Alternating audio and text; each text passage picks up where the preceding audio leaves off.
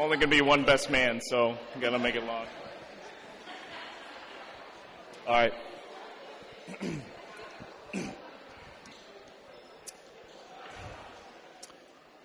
Fornication.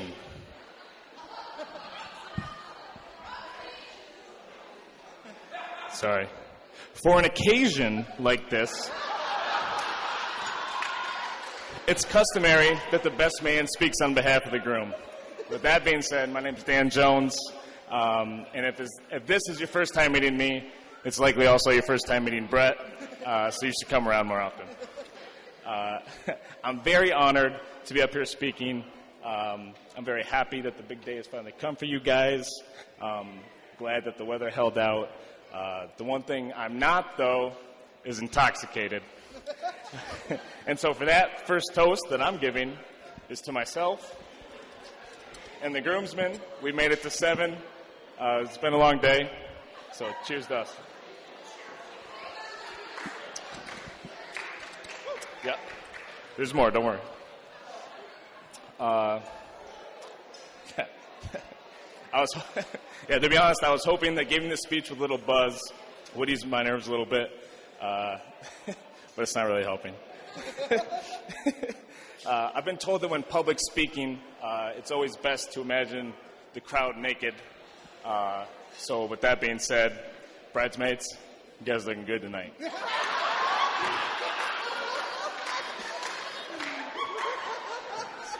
And Brett, it's not that cold in here, man.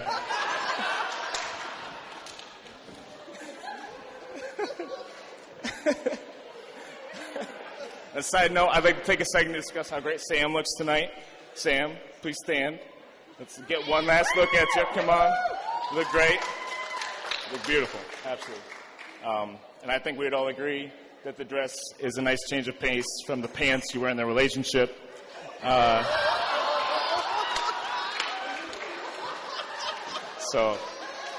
you do look great. You do look great.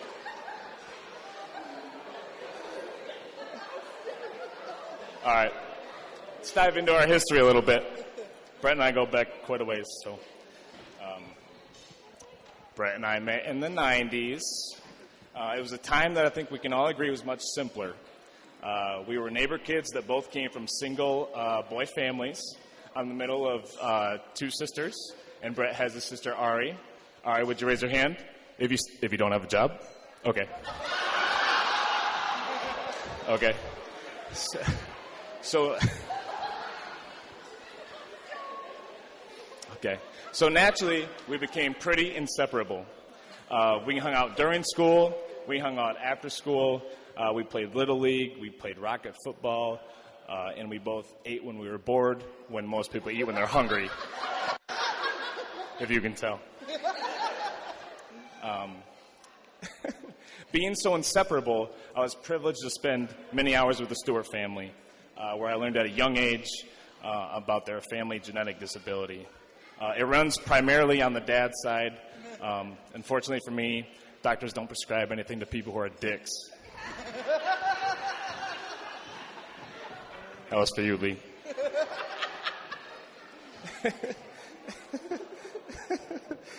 If you've been around them enough, you know that the Stewart family has a unique way of showing and expressing love. As I've gotten older, I've come to appreciate it, and I've come to appreciate it as they've nearly saturated all the content on me and have moved on to others. In all seriousness, though, the Stewart family took me in at a young age and treated me like one of their own. It's come with tough love, but I've been privileged to be included as one of them and to see the unrelenting support and unwavering commitment that a family atmosphere should be built upon. And for that, I'm very grateful to the whole Stewart family, Lee, Jerry, Mel, Pat. Thank you, guys. Cheers to you. This one's for you. Another. Don't worry, we're not done. Yeah, you're going to have to cut me off. Okay, back to me and Brett. Fast forward to high school, and it's a little hard to tell now, but Brett was quite the athlete. While I was off getting coaches awards, he was earning first team all-conference in both football and baseball. I should mention he played basketball too, but this body is not meant for basketball. Our senior year of baseball, he earned all-state honors for the 14 bombs he sent out of the park. I was even on base for the only grand slam he's ever hit, which probably makes it less impressive.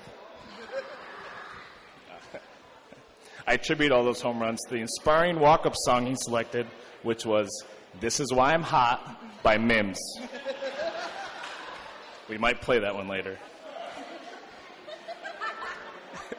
After high school ended, Brett went off to Hope College to pursue his engineering degree in D3 football glory.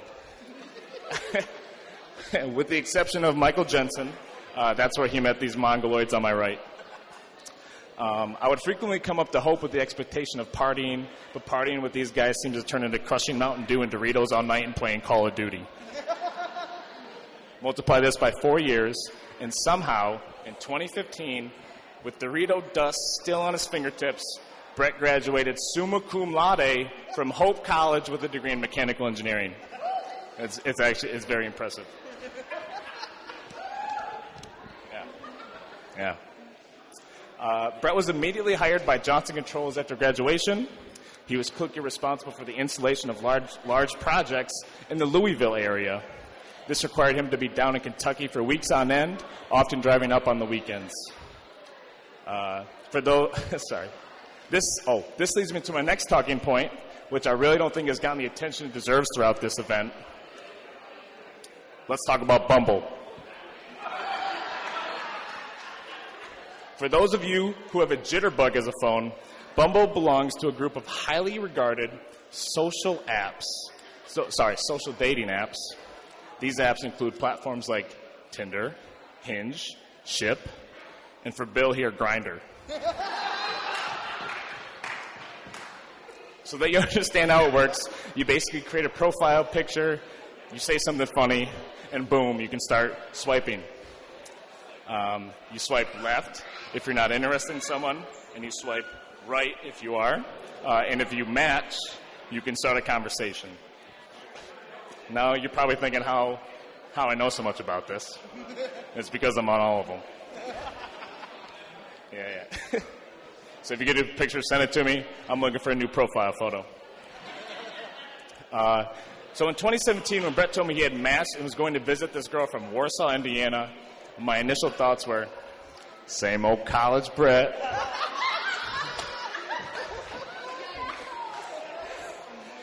But after they had hung out a few times, he started to interact more with me about Sam and the type of person she was. He mentioned that she was interesting, ambitious, empathetic. She was working to become a PA, it's like a doctor or something, I think. He told me about how she had all the qualities he was looking for in a life partner and how he saw a promising future with her. He also mentioned how great her family was to be around and how they made him feel welcomed.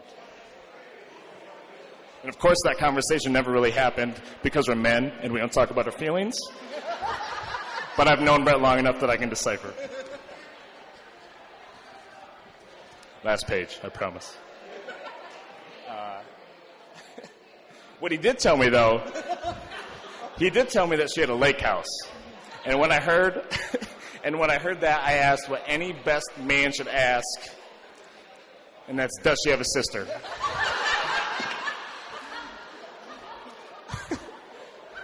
Deb and Phil, I know you haven't said it yet, but we appreciate the open invite to the lake house. Thank you. Getting back to Bumble, I want to point out that we would literally not be here if it wasn't for Brett swiping and driving. Holland's like 200 miles away from here, so that's the only way it would have happened. The odds of these two not only meeting but sharing such a strong connection is honestly a small miracle. As big as this day is for you both, it's a big day for me as well. I finally have proof for my dad when I go home that we're not gay.